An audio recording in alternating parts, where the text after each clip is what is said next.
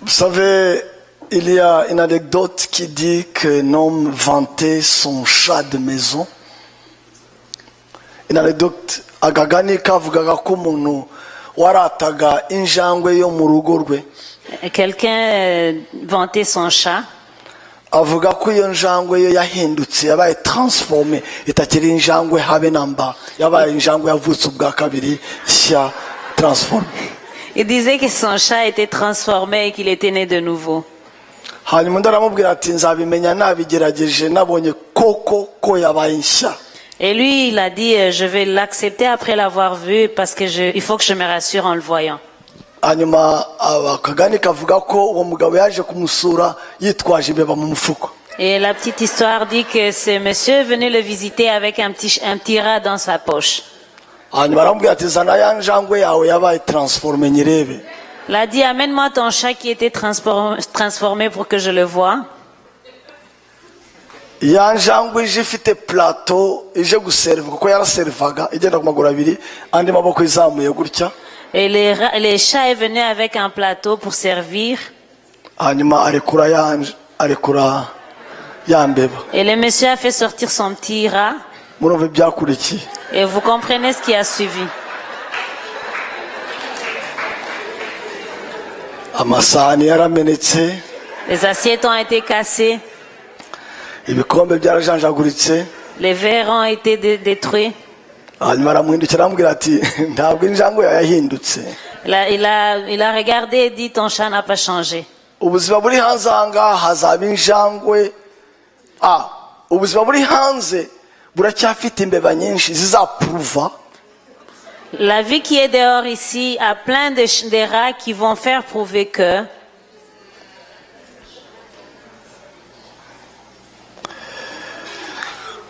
hanze ahangaha hazaba guhinyuza kwinshi humura. Ici dehors, il y a beaucoup de choses qui te contredisent. Kugira ngo ikintu kiri cyo nyacyo kigaragare. Pour que la vraie chose soit confirmée. N'ikitari cyo kigaragare. Et ce qui n'est pas vrai sera vu aussi. Kugira ngo umuntu wavutse ubwa kabiri wabaye ikinyugunyugu yavuye Chenille.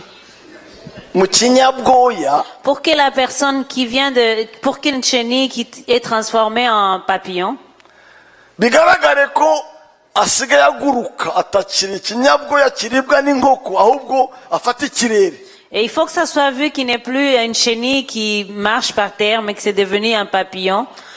On peut contester un bon enseignement, on peut contester un prédicateur, on peut haïr sa tête. Ushobora guhinyura inyigisho ugahinyura umwigisha n'umutwe ukawanga. On ne conteste pas une vie transformée. Ariko nta uhinyura ubuzima bwahindutse. Parce qu'elle parle d'elle-même. Kuko burivuga. On peut ne pas aimer la race de quelqu'un, ne pas aimer ses origines, ne pas aimer son français, son grammaire et le reste. Mais quand la personne est vraiment transformée, elle l'est avec ou sans ta sympathie. Elle l'est avec ou sans ton accord. Elle sera. Umuntu wahindutse ushaka ubyemere cyangwa ubyemeze ariko niba ari byo yarabayeho yarahindutse ubishaka utabishaka. Et j'ai aimé ce qu'il a dit ce soir. J'ai aimé ce que l'apôtre a dit ce soir. Nakunze ibyo apôtre yavuze uyu mugoroba. Le business de Jésus, ce n'est pas changer le dehors, nous donner plus d'habits ou plus de teint foncé ou clair. Umurimo wa Yesu ntabwo ari uguhindura hanze kutwambika neza cyangwa kuduhindura amashusho kutugira abera cyangwa abirabura. Ou plus de véhicules, ou plus de maisons, ou plus de crédits à payer dans 20 ans, 35 ans. Cyangwa amazu menshi, amamodoka cyangwa amadeni. Ou même donner un grand nom de publicité. Ça, c'est des accompagnements qui suivent. Le vrai but, c'est vraiment la transformation. Et même la mission consiste en ceci. Il dit, allez par toutes les nations, transformez-les. Ne les informez pas, transformez-les. Et le mot Kinyarwanda utilisé dit, Mubareme. C'est Kurema. Créer.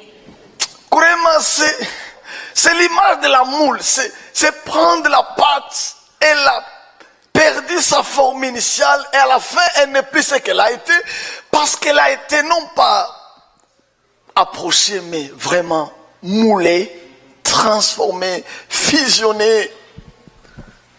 bisobanura guhindura ugahindura ikindi kintu kikaba gishya.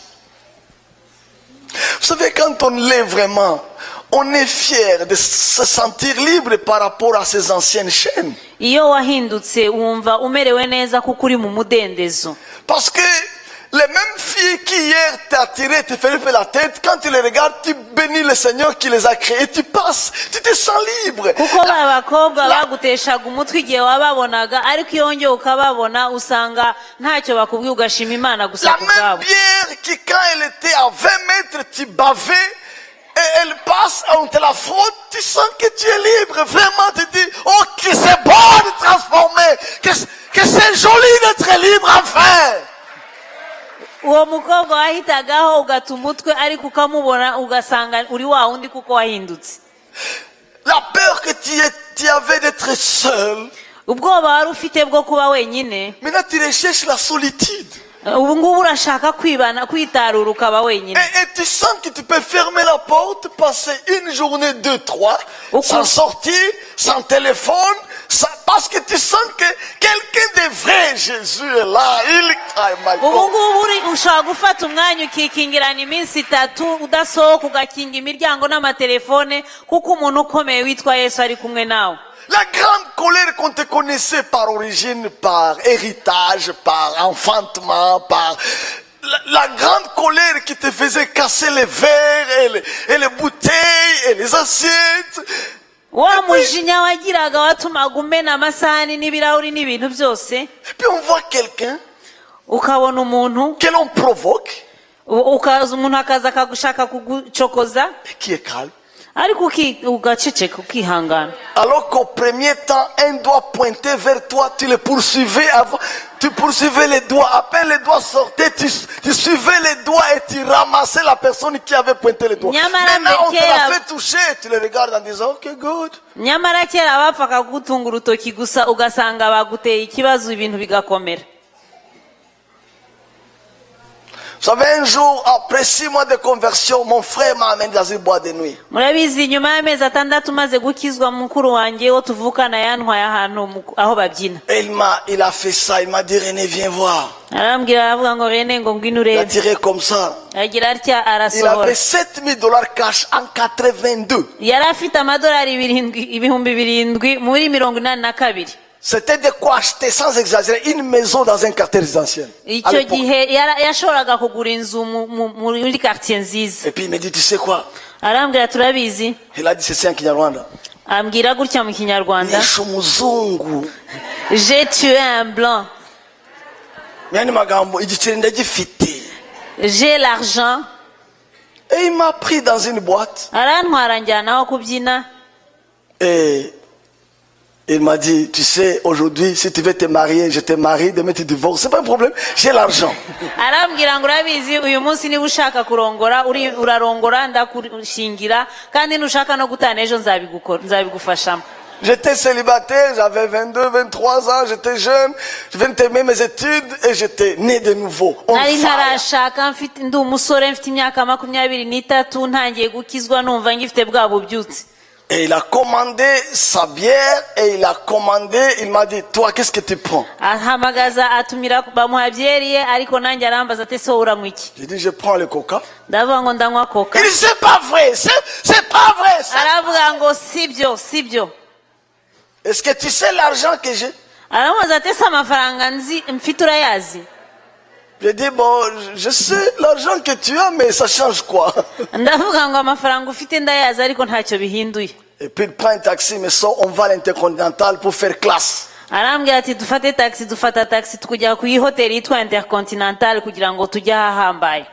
Et à 2h du matin, il me faisait circuler dans les boîtes. Mu gitondo masaa 8 za mu gitondo bujya gucya yakomezaga kunzungurutsa mu aho babyinira Et puis henshi. il s'arrête, il me dit, Agera harahaga arambwira ati tu as vraiment changé. arambwira ati warahindutse koko. Parce que, c'est cela. nashoboraga kumubwira amagambo menshi, Je pouvais lui dire beaucoup de choses. nashobora kumusobanurira byinshi Je pouvais lui expliquer beaucoup de choses. kuko tuvukana, Parce que nous sommes les frères et sœurs. Les frères. ariko guhinduka kwamubwiye byinshi kurusha amagambo namubwiraga. Mais ma transformation lui a beaucoup prêché que les paroles que je lui dirai.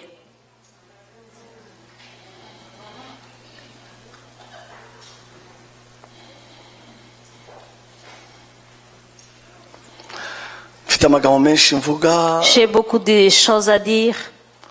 akamaro ko guhinduka, L'importance des transformations, inyungu zo guhinduka, les intérêts à être transformé, uko twahinduka, comment qu'on peut être transformé, intambwe zahinduka, les pas qu'on peut prendre pour être transformé, aho twavoma imbaraga zo guhinduka, là où on peut aller puiser la force pour être transformé, uburyohe bwo guhinduka. et la saveur d'être transformé.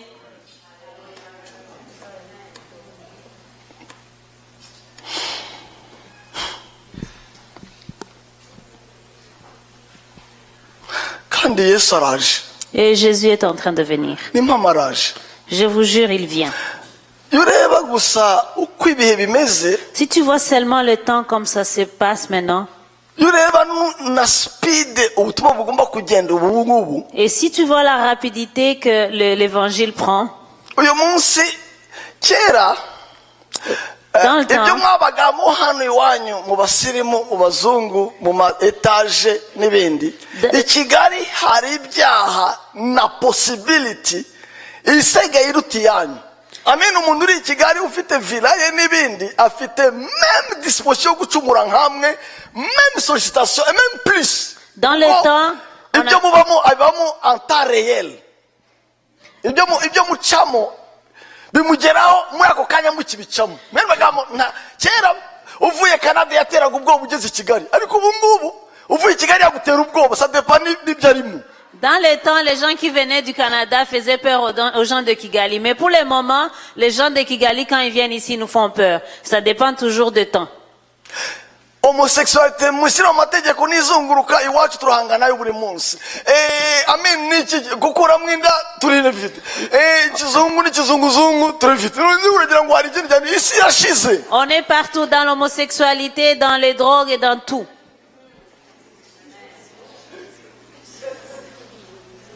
Ariko guhinduka Mais la transformation, ni uguhinduka. c'est la transformation. Niyo watandukaniye idini, Si tu parviens à différencier niyo la watandukanye religion, idini, là où, niyo watandukanya idini c'est là que tu vois la différence entre la religion n'agakiza. et le salut. Nibyo yavugaga. C'est ce qu'il disait. Agakiza ni ukwambuka Et le salut, c'est traverser bidasubirwaho. sans y revenir. Urugero, Exemple, ijambo convertir le mot convertir, cyangwa se conversion la conversion, ni ugufata amadolari y'amakanada c'est de prendre les dollars canadiens, ukahindura amarundi bidasubirwaho. tu les transformes en francs burundais sans y revenir. Ntabwo wagira amakanado rundo. Tu peux pas avoir les Canado rundés ou le rundo canadien. Amakanada aba yabaye amarundi stop. Les Canadiens, les dollars canadiens Signifierait être autre totalement sans relation avec ni kuba mushya bituma n'uwa kera akushakamo impumuro ya kera akayibura. c'est-à-dire devenir nouvelle créature au point où la personne te cherche même l'ancienne odeur et il ne trouve plus. Niyo bavuga ngo ari amafaranga y'amakanada yabaye converti mu marundi. Mu yandi magambo amakanada yaratakaye burundu, hasigaye iki? Hasigaye amarundi, wamugana amahera gusa. So nta buryo waba ufite amahera rundi amarundi hera amakanado rundi nta buryo. Abakristo nibo gusa bafite imvange idasobanutse ahandi hose. Il y a seulement les chrétiens qui ont ces mélanges là parce qu'on ne peut pas avoir le franc burundais en dollars pour que ça soit franc burundo Congo.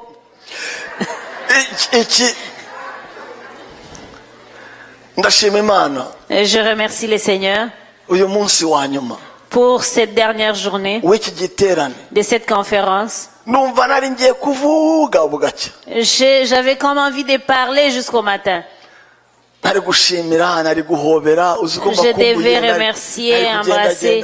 nari no gusenga Je no devais même gusengesha prier, même faire prier. yewe no kubasiga amavuta J'aurais même oint. no gufata ifunguro ryera Et même prendre la Sainte Seine. najyaga no kubagarama hejuru nimushaka rwose Je nk'abandi devais basura même n'abantu bamugana. dormir sur vous si vous voulez. Mais nta kibazo ko ari iwacu nzagaruka il n'y a pas de problème, comme c'est chez nous, je reviendrai. nzagaruka Je reviendrai. bampaye viza y'imyaka 4 urumva ndacyafite kuza On m'a donné un visa de 4 ans, donc je peux encore venir.